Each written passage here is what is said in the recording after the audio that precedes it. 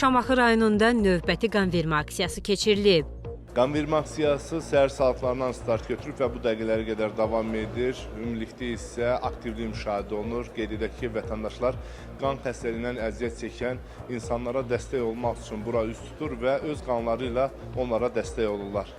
Elmi Tədqiqat Hematologiya və Transfiziologiya İnstitutunun Mərkəzi Qan Bankının xüsusi tibbi briqadasının həkim hematoloqları donorların sağlamlıq vəziyyətini müayinə etdikdən sonra onlardan qan götürüblər.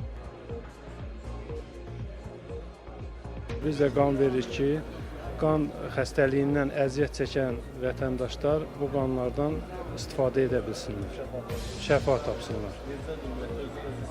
Normal istəyirəm özümü, yəni istəyirəm ki, mən də qanımdan xəstə insanlar şəfa tapsın. Yəni bu bir xeyir əməldir, savab əməldir ki, bunu biz hər ildən bir gəlib qan vermə aksiyasında iştirak edirik. Götürülmüş qan nümunələri laboratoriyada bir daha müayinə edildikdən sonra talasemiya, hemofologiya və digər qan xəstəliklərindən əziyyət çəkənlərin müalicəsində istifadə olunacaq.